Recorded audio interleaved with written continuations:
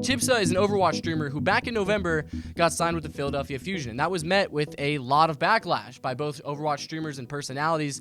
They were giving him a lot of flack for it. They had a lot to say about it for a couple reasons, though. One, because he's a Doomfist one-trick, and if you're going to the OWL, you want to have some diversity on your team. But two, because his brother ChrisTFer is a coach on the team. He's a coach for the Philadelphia Fusion, and a lot of people were thinking that it was a case of nepotism. Nepotism being when you have a relative, a family friend, whatever it is, that's in a position of power that can kind of show some favoritism to you.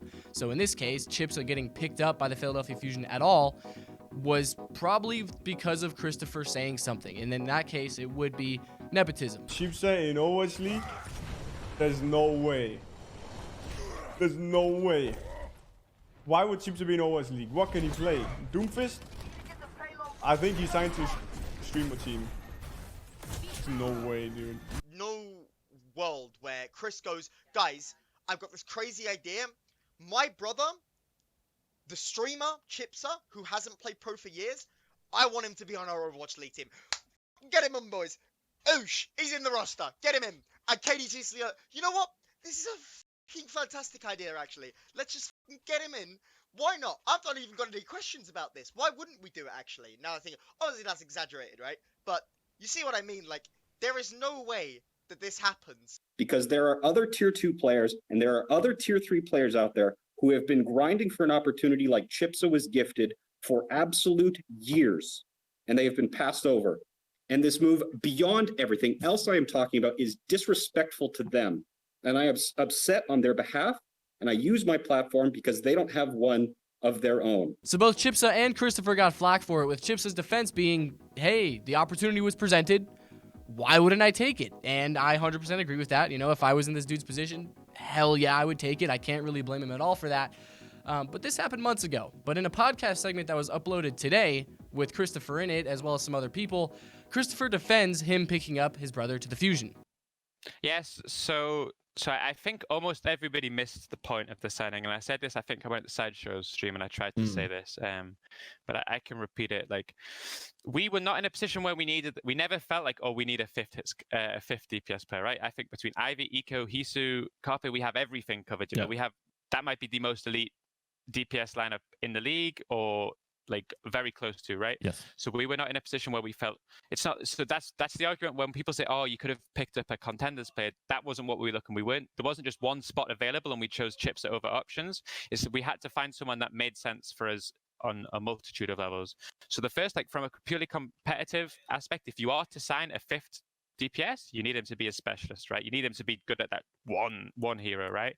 Another reason why so many people were upset with ChipSa getting picked up was because he's a DPS player, and that left the Fusion with only one main tank, that being Sado, which is a pretty risky move. It's not something that many teams do, and on top of that, a lot of people were questioning if Sado was even OWL worthy in the first place. A lot of Fusion fans were thinking, hey, maybe this guy isn't even fit to be here, and we're stuck with him as our only main tank. But ChrisTFer justified that too. Sell us on Sado a little bit. Does he have the breadth of main tanks to be that, have that lack of depth there? And just like, I think overall, why is this organization so confident in Sado, especially based after, I think if you watch some of like the Plat chat comments on it, they I think they roasted, was it his Ryan that they roasted pretty hard? That's where almost all of his problems were on the Ryan. So I think there's something that I firmly believe, and I think it's mirrored by the other coaches and people in management, is that there are certain positions in Overwatch where you kind of need consistency and you need like a pillar. And I think that when you start to sub out main support, like we talked about before, and then main tank, I think that throws the team off so much that we wanted to keep stability in certain positions. Like I think you can sub DPS players almost in and out and you see less of a change in the structure. But you've talked about Orisa, like every single thing that we do comes from Sado's pulls and his timing. So you need to have someone who is consistent in that.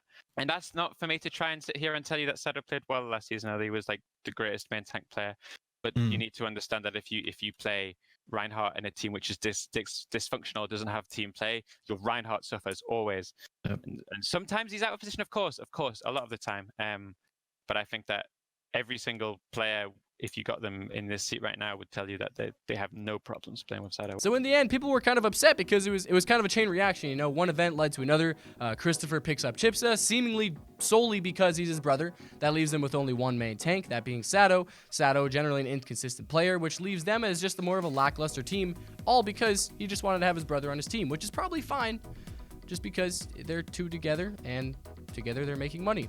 Okay, I'm not going to say that as a reason, but really the big issue comes from the fact that contenders just doesn't matter. Path to pro, that stuff's just pointless because you're just not going to use any of them. You're not going to actually get any talent from them when you just have people, streamers, you know, just big personalities that you can get instead, such as ChipSa. Not saying that he's a bad player, but of course, you've got people in contenders that are specifically there to get trained for OWL. And yet again, the tier 2 scene is getting left behind because of things like this and because of things that people think are, you know, it's nepotism. So how do you guys feel about it? Did you share that same anger that Jane had when ChipSa got picked up? Or I guess a bunch of streamers were angry. Or do you understand Chris's explanation and you're like, oh, yeah, I mean, I guess I get it.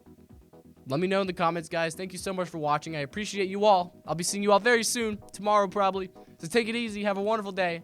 I'll see you guys next time. Bye-bye.